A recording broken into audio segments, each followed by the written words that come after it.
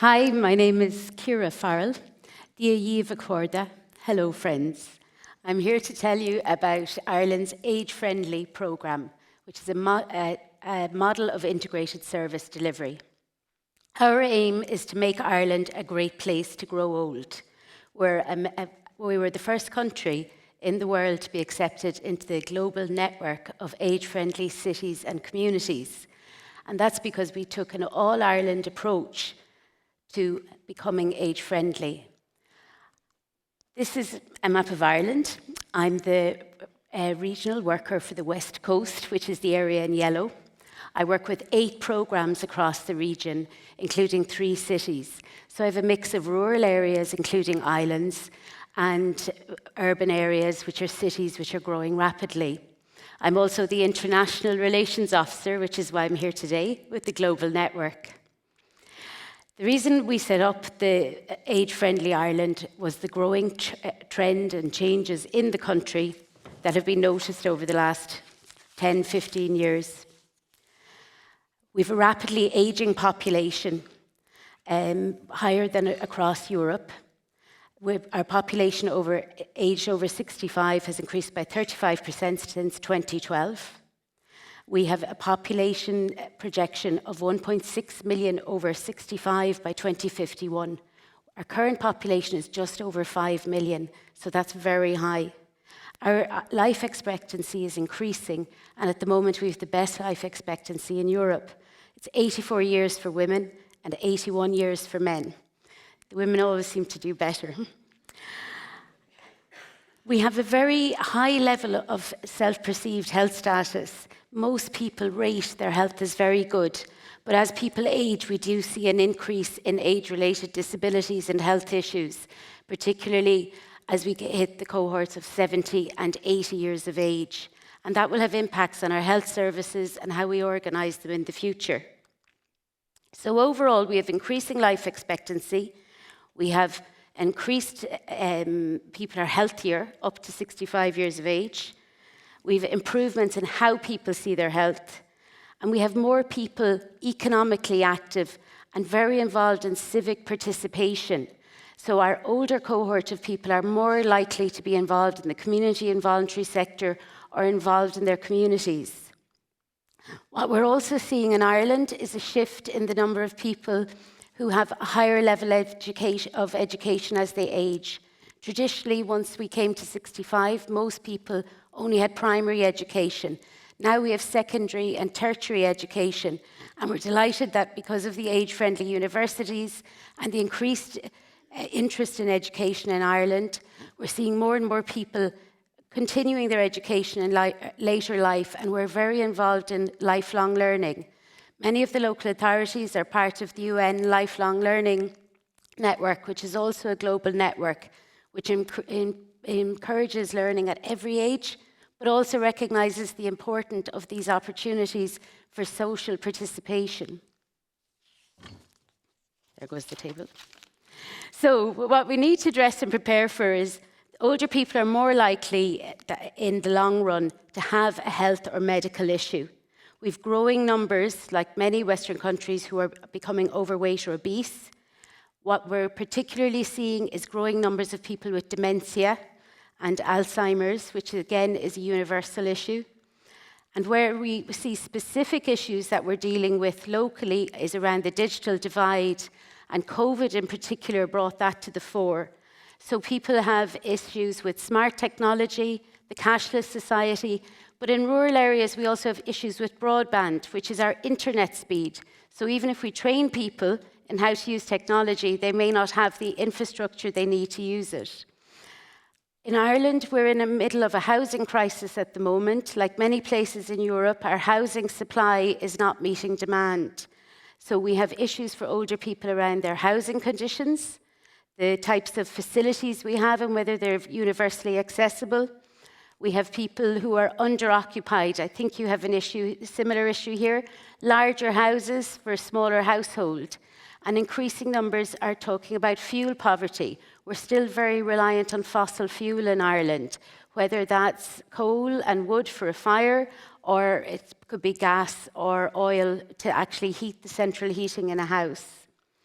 The issues we also see are around the accessibility of our built environments and public transport, and then supporting participation across every part of the life course.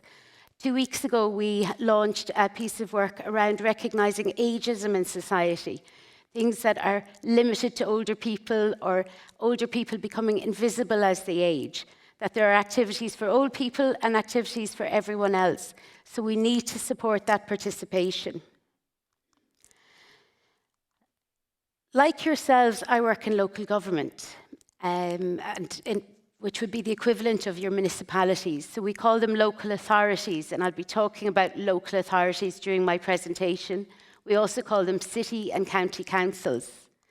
The programme history for Age-Friendly Ireland began in 2006 around the World Health Organization vision of becoming an age-friendly society and that emerging recognition of the changes and the demographic trends. One county council, local authority, piloted the first age-friendly programme in Louth in 2009. And their model was so successful it was duplicated across all the local authority areas over 8 years.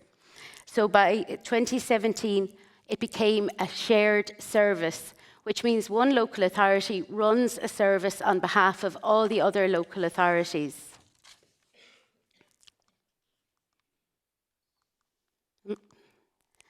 So if we look at the trajectory for the age-friendly shared service, we became a shared service in 2017. So that means one local authority bids or contracts to run it on behalf of everyone else. We had 3 core staff. That grew over the next few years to in 2020.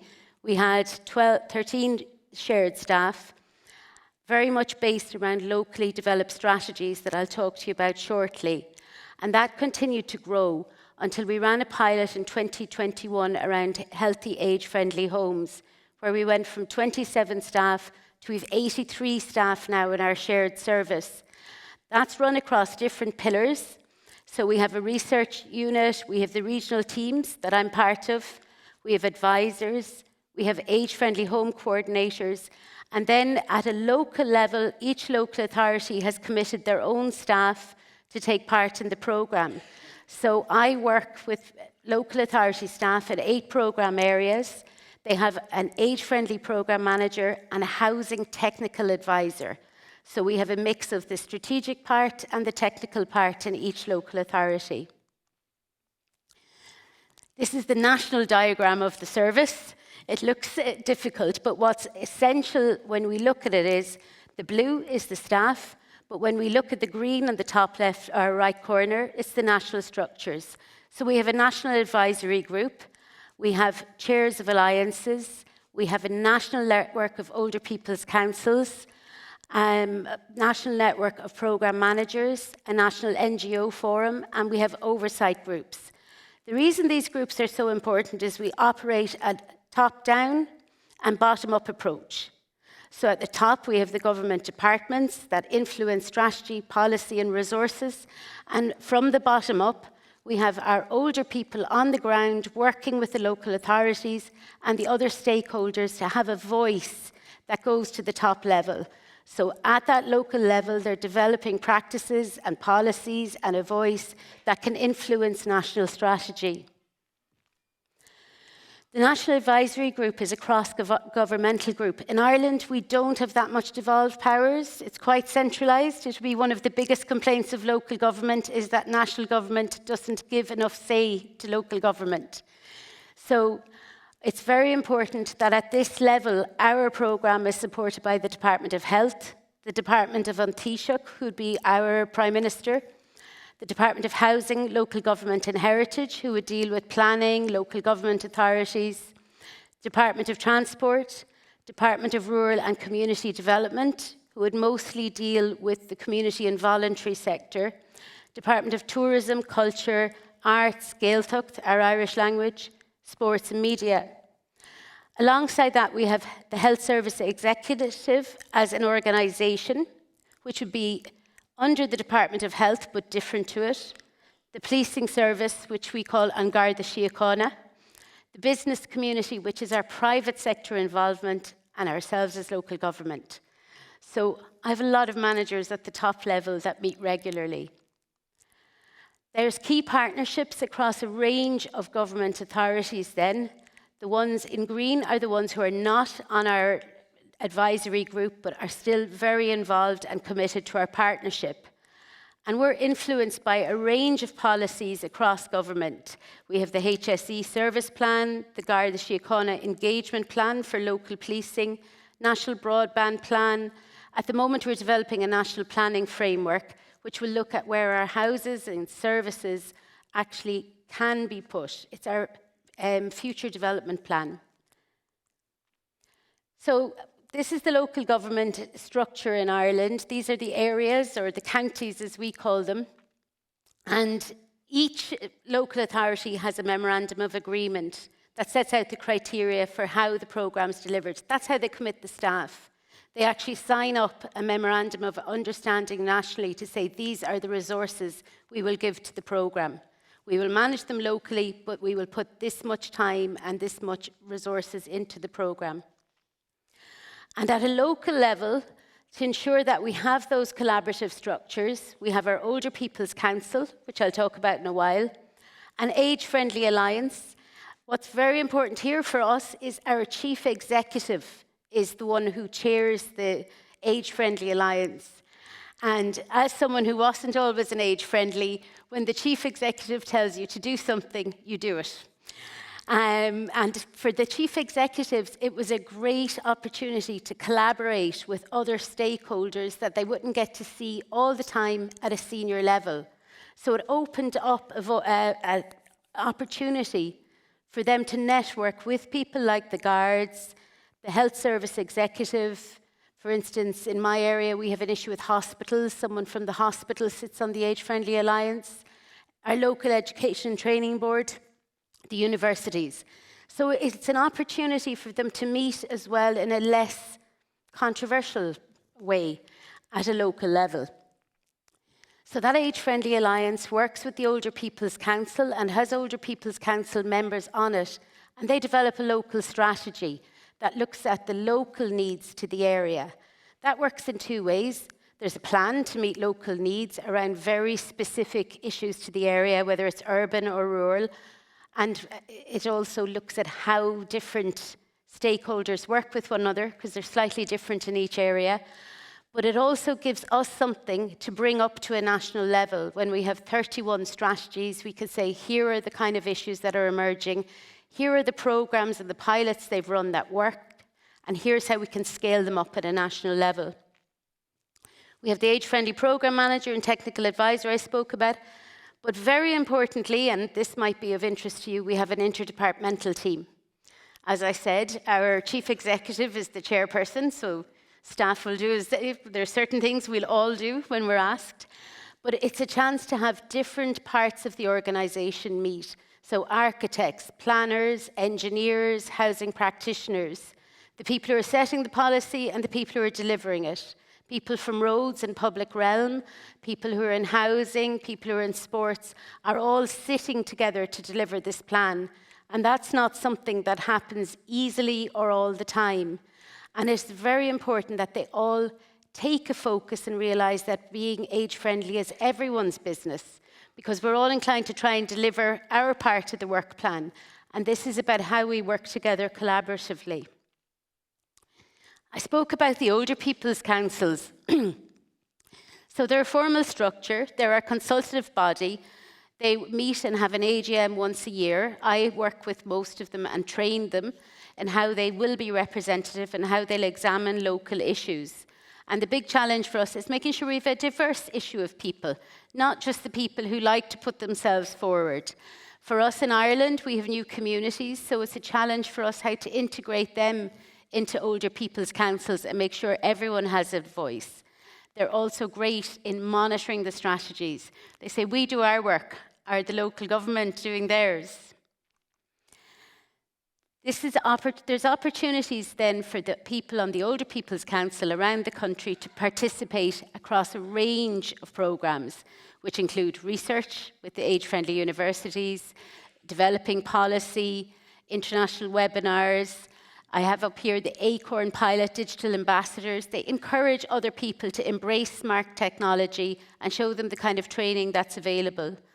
What's very important for us at the moment is around walkability studies, where we bring a group of people together to actually go through a townscape, a street, a train station, with staff from that area, engineers and architects, and look at how walkable it is, what sort of issues they'll come across. They also meet nationally. We met last month as a national convention. There was over 200 people like yourselves for 2 days. They were a lot noisier than you. It was hard to get them to stop talking, no matter who was presenting. But the types of issues they came up with were around the impact of the cashless society on older people. So there's a real push to digital only in Ireland. We're trying to say it should be digital first. And what we're also seeing is, like many other countries, a closure of rural banks and services. But even the services that still exist want you to use a phone or preferably go online. This is becoming an issue because some of our national sports are only selling tickets online. And that's part of our sports and culture. And people are very annoyed about it and told them so on the day. The digital divide we spoke about. Rural transport is an issue for all the time for getting to services. We have great local rural transport initiatives put in place at a community level that people really get a great benefit from, and they've been one of our success stories. The more we do, though, the more people seem to want. Aging in place, how to age in place, whether it's at home or in your community. And one people are talking about more now is loneliness and isolation in the post-COVID society. So we're worried that there are some people who haven't come back out. And a lot of you have heard of Ireland's pub culture. We have an issue now that in Ireland our pub culture has changed, so we haven't found a way to replace it for people. And when I was working with older people this year about intergenerational activities, I thought it was about old people and teenagers. But actually, they say they're now missing the chance to socialise with people in their 50s, 40s and 30s. The kind of activities they used to do in the pub. And then we have lifestyle issues, and that's where it's really useful to be part of the global network, because there's falls prevention, there's best practice in exercise, there's very good programs in that network internationally, and access to primary healthcare services. We always adopt the global age-friendly 4-stage process, which is about engaging and understanding, very much with our OPCs and local stakeholders, planning strategically, acting and implementing, evaluating, monitoring progress, changing tack if needed, and hopefully, if it's successful, scaling up. Across Ireland, we have different measures in place for age-friendly housing. So I think when the housing crisis started, they all thought, it's great, we'll get all the old people to move into small houses, and then we'll have loads of big houses for the families. But actually, the old people wanted to stay where they are for the most part, but we also didn't have the right type of stock available. So we're learning how to design age-friendly housing that's universally designed, that feels safe, that people know their neighbours in. We have a lot of different designs, and we published a book on it last year. It's on the internet if anyone's interested. These are the walkability audits I spoke about earlier, and we're always adhering to universal design. And now we're looking at things like dementia design, dementia awareness, as we get into more detail of what is needed as we age.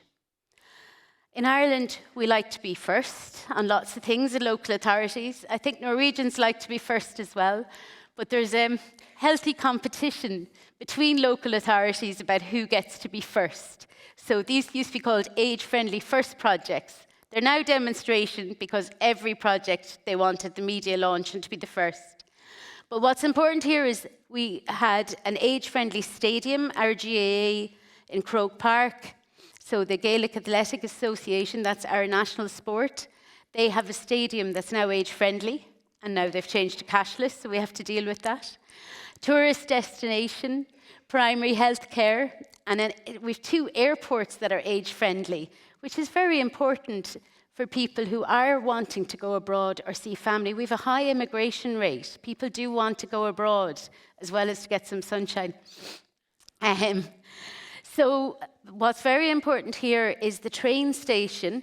We piloted one on the East Coast, and now Irish Rail, who's our national railway provider, has agreed to dedicate a member of their staff to making their train stations age-friendly across the country. This is a really big achievement because what we're seeing is other agencies and stakeholders taking on the age-friendly agenda. So we're showing them how it's done, and they're putting their own resources in to scale it up then. I spoke about the Healthy Age-Friendly Homes programme. So when we discovered that all the old people didn't want to move out of their houses and give us back their big houses, we looked at how we could keep people in their homes where they needed to be.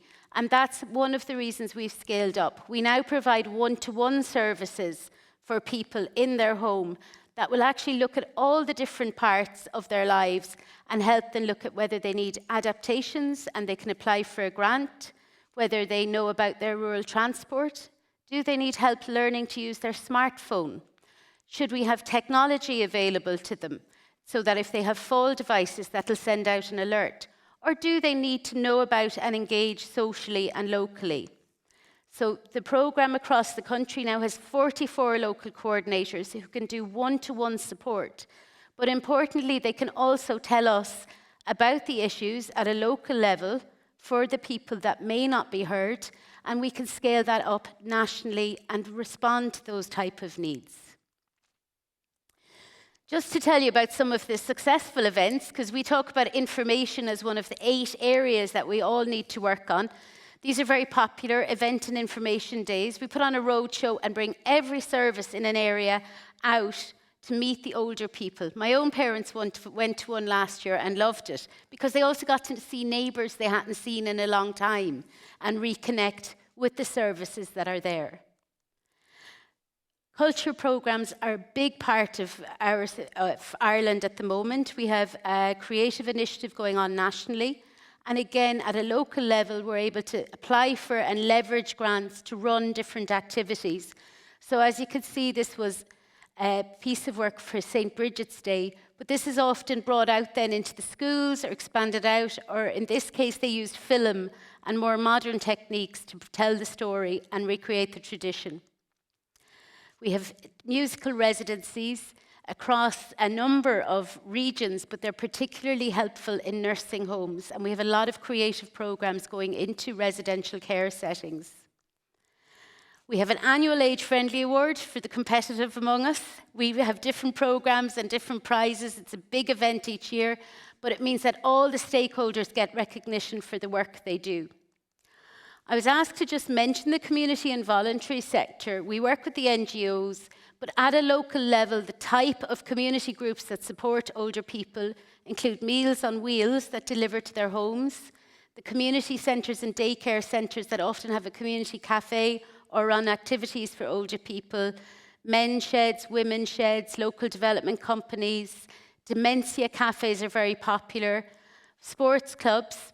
This is actually a sailing intergenerational project that was done through HSE funding on the islands.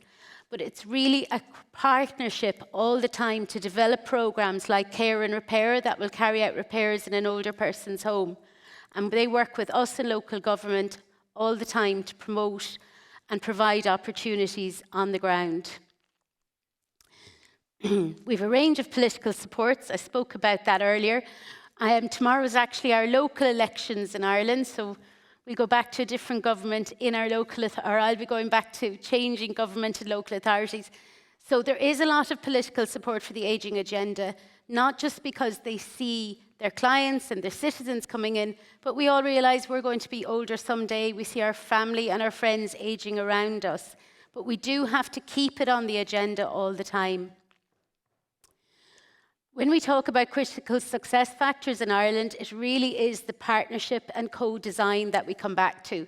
Partnership in how we collaborate with one another, a mixture of carrot and stick sometimes, and co-design, working together to find solutions for problems. For this year, we'll be looking at the National Planning Framework, and we're excited to be involved in a new National Consultative Committee on Care, so I'm looking forward to your speaker tomorrow. but it will be about scaling up the models of good practice and having those examples that we draw on internationally. Thank you for your time today. If you have any queries, you're welcome to contact me or reach out. And I hope we'll all join together in creating an age-friendly world. Gaurav Magat.